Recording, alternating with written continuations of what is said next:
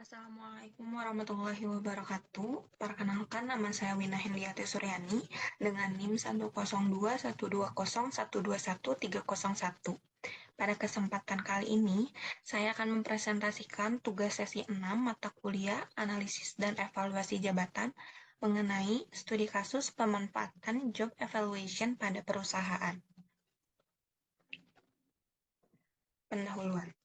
Setiap jabatan pekerjaan memiliki nilai dan bobotnya masing-masing. Sebagai contoh, kompleksitas pekerjaan yang ada pada level direktur tentu akan berbeda dengan kompleksitas pekerjaan karyawan level junior. Dengan berbagai aspek yang diperhitungkan, sudah jelas bahwa pekerjaan sebagai direktur memiliki nilai yang lebih besar dibandingkan pekerjaan sebagai karyawan level junior. Proses tersebut yang dinamakan dengan job evaluation. Job evaluation atau evaluasi jabatan merupakan proses sistematis di mana perusahaan menentukan nilai relatif dari berbagai posisi dan pekerjaan yang ada pada perusahaan. Nantinya, hasil penilaian pada job evaluation akan dijadikan dasar dalam pembentukan sistem penilaian performa dan sistem remunerasi yang ada pada perusahaan tersebut. Karena tentunya posisi yang berbeda akan memiliki tanggung jawab yang berbeda, dan otomatis kompensasi yang diberikan berbeda juga.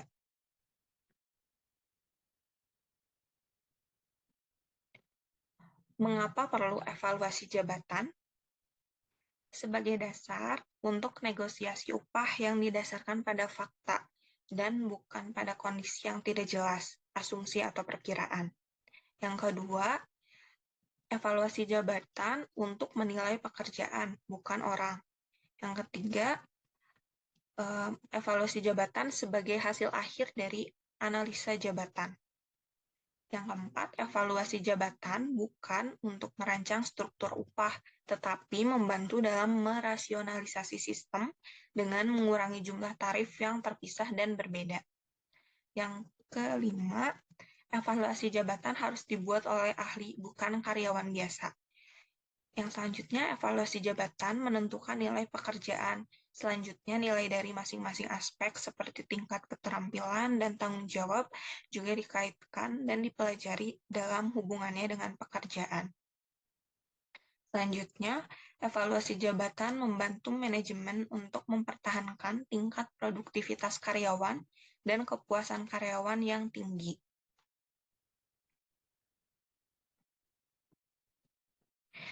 Metode-metode evaluasi jabatan terdiri dari 4 metode, yaitu ranking method, grade method, factor comparison method, point system method. Ranking method, dasar penentuannya yaitu dari tingkat kesulitan, volume pekerjaan, tanggung jawab, pengawasan, dan kondisi kerja. Untuk grade method, memasukkan atau menempatkan setiap jabatan pada kelas yang sesuai. Untuk faktor comparison method, mendefinisikan faktor setiap jabatan. Untuk point system method, menentukan faktor-faktor jabatan yang pantas dinilai perusahaan, baik dari pendidikan, skill, kondisi kerja, juga tanggung jawab. Studi kasus pemanfaatan job evaluation pada perusahaan PT Semen Indonesia Logistik. PT Semen Indonesia Logistik yang merupakan anak usaha dari PT Semen Indonesia Tbk yang mendapatkan kepercayaan penuh untuk mendistribusikan produk-produk PT Semen Indonesia Tbk. Pada saat ini, PT Semen Indonesia Logistik memiliki lebih dari 2.700 karyawan dengan berbagai latar belakang pribadi, pendidikan, dan kompetensi yang diperlukan guna mengimplementasikan visi, misi, dan strategi perusahaan, serta senantiasa berkomitmen penuh untuk tercapainya kepuasan pelanggan. PT SIL sedang mengalami penyesuaian terhadap perubahan dalam hal penerapan nilai atau core value sesuai yang ditetapkan oleh BUMN. PT SIL dan seluruh jajarannya diharapkan dapat menerapkan nilai-nilai baru tersebut sampai pada sistem manajemen dan juga karyawan. Salah satu hal yang juga mengalami dampak perubahan adalah sistem evaluasi kerja, yaitu adanya perubahan dari sistem eselonisasi menuju job grading. Saat ini PT Semen Indonesia Logistik masih menggunakan sistem eselonisasi dan sedang merencanakan akan menyusun sistem job grading. Nantinya diharapkan dapat segera menyusun dan mengimplementasikan sistem job grading tersebut. Pembuatan rancangan penyusunan evaluasi pekerjaan ini diharapkan dapat berguna untuk menambah pengetahuan dan menjadi acuan bagi PT SIL dalam menentukan dan melakukan evaluasi pekerjaan yang lebih objektif, efektif, dan sesuai ketetapan yang diberlakukan oleh holding company serta BUMN.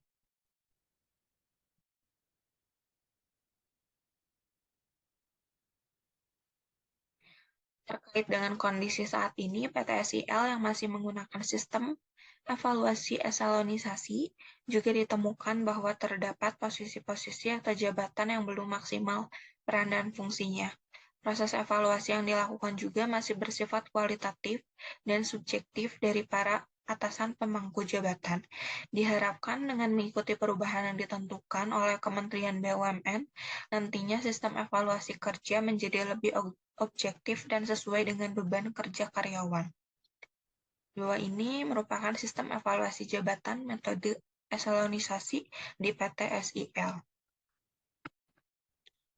Berikut ini merupakan hasil penyusunan evaluasi jabatan dengan metode job grading.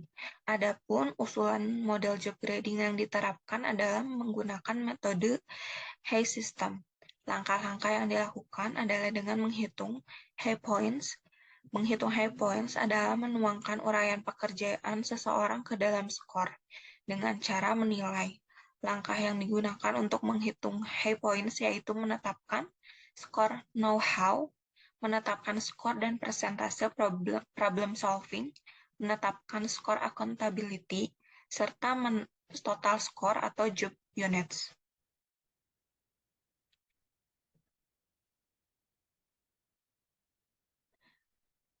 Berikut ini merupakan rancangan usulan sistem job grading jabatan Kepala Seksi Biro SDM pada PT SIL berdasarkan rumpun atau grade jabatan. Rancangan penyusunan evaluasi kerja ini juga bisa digunakan oleh bagian SDM dalam menentukan besarnya kompensasi bagi karyawan secara adil. Di samping itu, setiap perubahan yang terjadi tentunya dapat menyebabkan stres bagi karyawan. Hal ini juga dialami oleh karyawan pada PT Semen Indonesia Logistik. Sebelum menerapkan langkah pendekatan untuk menetapkan proses evaluasi pekerjaan berupa job grading nantinya, maka perlu untuk mengatasi stres yang dirasakan oleh karyawan. Selanjutnya, untuk dapat menerapkan sistem yang akan diberlakukan, perlu adanya suatu pendekatan yang dilakukan oleh organisasi. Adapun saran bagi pihak PT SIL yaitu yang pertama, proses penyusunan rancangan evaluasi pekerjaan serta langkah-langkah penyesuaian dalam menerapkan sistem evaluasi kerja hendaknya dilakukan segera.